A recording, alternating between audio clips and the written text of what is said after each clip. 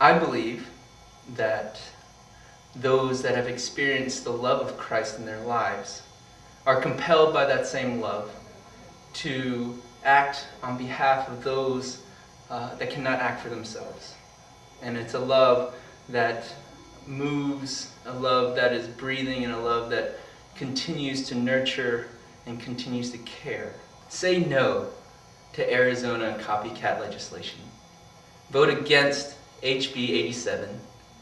And please, support comprehensive immigration reform. Thank you.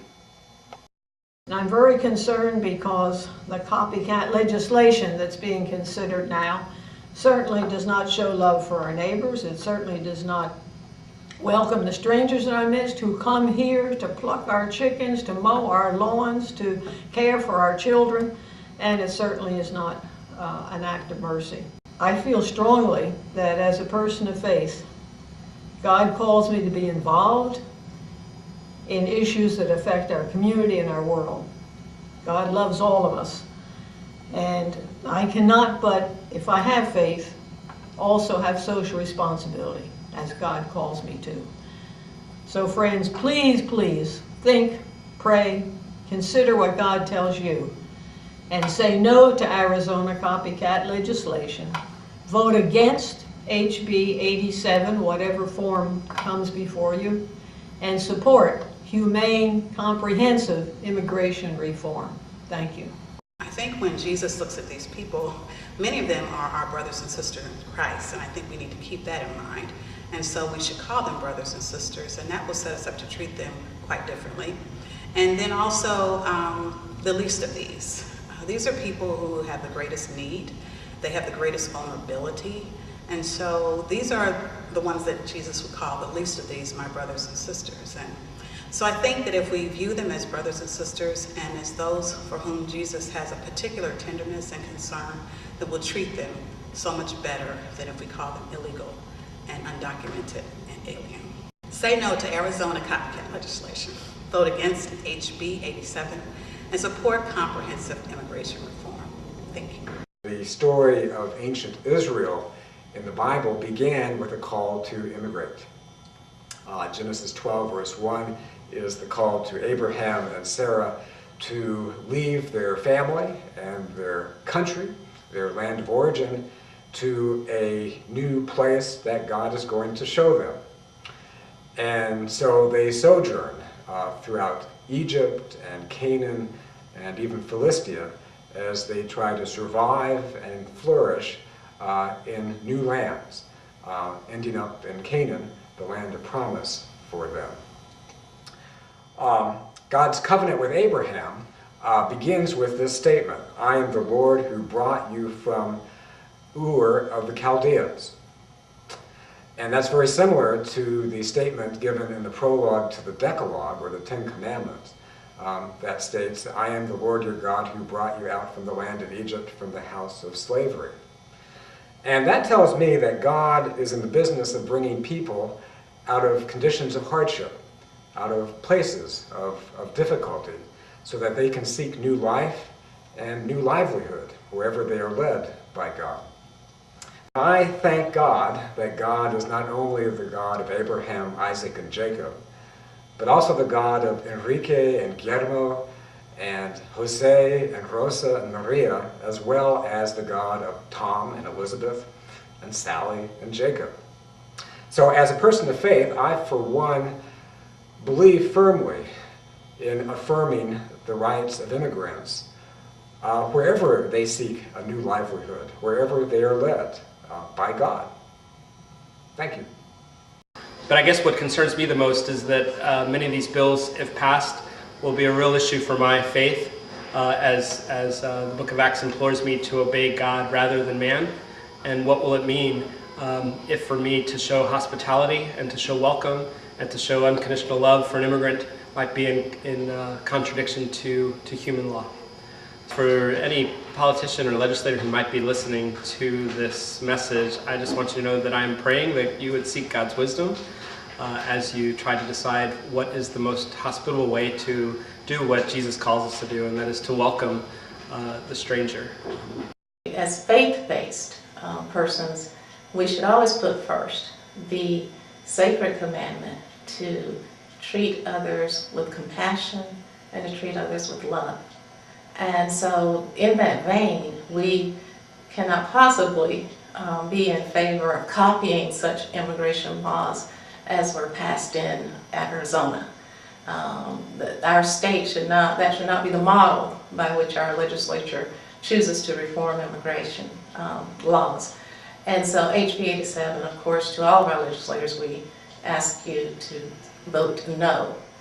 And I came to understand that he has called us to love foreigners in our land. It's almost the highest calling on Christians today, I think. And if we don't do it well, I don't think we're really reflecting the character and heart of God.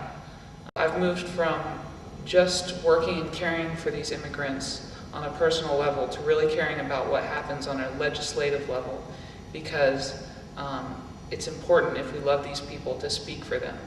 So I've chosen to take 3 very important steps, and I believe they're things all Christians should do. I think first we have to say no to Arizona copycat legislation. I think it's destructive and tragic and completely unchristian. I think we need to vote against HB 87, and I think we need to contact any of our representatives who we have a voice with and encourage them to do that. And I would like to support comprehensive immigration reform. I believe that we need to find a way as a country to do what God's charged us to do all throughout the history of the world. Whenever his people show up in the Bible, he's always telling them, care for the widows, care for the orphans, and care for the aliens in your land. And I think until we really support good immigration reform that reflects God's heart, we're going to be guilty of not fully loving our neighbors. As I've grown in my faith and learned more about what it means to be a Christ follower, I've just been so convicted of his commandment to love him with my whole heart, mind, and soul, but to love my neighbor. And my neighbors on my street are from many different countries. And when Jesus was asked, who is my neighbor? Jesus told the story of the Good Samaritan. And as we know, the Good Samaritan was an outsider. The Samaritan was not a member of the community. And Jesus looked to the Samaritan as a model of how to love. And I believe that if we can push away the rhetoric and look at the unauthorized and documented immigrants who live among us, many of them also are exhibiting sacrificial love. They're contributing to our communities. So this is not to say that immigration isn't a problem and that unauthorized immigration isn't a problem. We need immigration reform in the United States. But I believe that Arizona-style legislation does not achieve the goals of reform, and that it also challenges our fundamental understandings of the dignity of human beings. So I want to urge you to vote against HB 87 and also to support fair and humane, comprehensive immigration reform at the federal level. One of the most important scriptural texts in my life, both as a pastor and as a teacher, has been the end of Matthew, where Jesus says that the test of our Christian faith is how we treat those who are least among us, that we make sure that the hungry are fed and that strangers are welcomed.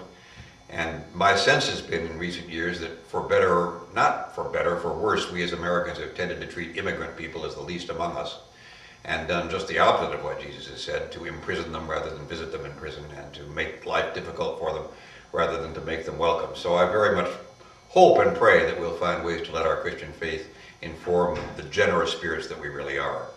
And I urge those who are in charge to vote against HB 87, and I very much support the attempts to have a more comprehensive immigration reform that let us put our faith into practice. We follow a Lord who, upon his birth, was forced to leave what was a makeshift home at the terror of the state to find a new place to be. And so we are a people of immigrants, a story of migration, and therefore being sensitive to those who are immigrants and find themselves immigrants is something that is key to our faith story. Therefore, I would encourage us to say no to Arizona copycat legislation, to vote against HB 87, and that we would work together to do intelligent, comprehensive immigration reform, hopefully at the federal level, that would inform our state policies. The book of Judges, particularly in the 12th chapter, talks about the nations of Gilead and Ephraim, and the idea of determining about who can pass over your boundaries based on how they speak. And there's a language test that they're given that basically determines whether they're going to live or die. And this is not unlike what we're doing with the legislation in Georgia now, not just in Georgia, but in other states, is we're creating a regime of crime and punishment based on racial profiling, based on a person's documentation status, making judgments about people based on these criteria.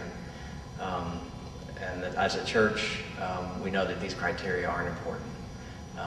We know that we're children of God. And to conclude, I just want to say no to Arizona copycat legislation in Georgia. Vote against House Bill 87, Senate Bill 40, all the other anti-immigrant laws that are being proposed in the State House right now.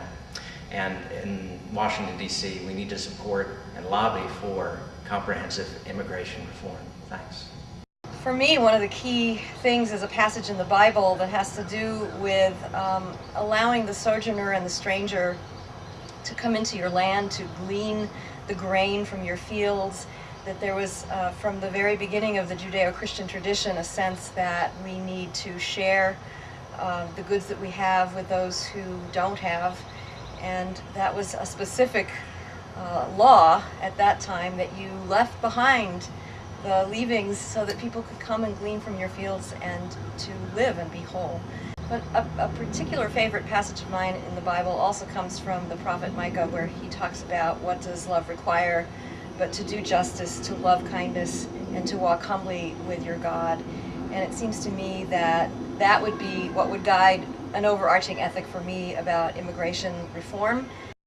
I'd like to encourage my representatives, both in the state level and the national level, to think creatively about how we have comprehensive immigration reform so that we treat people humanely, we share the bounty of God's creation.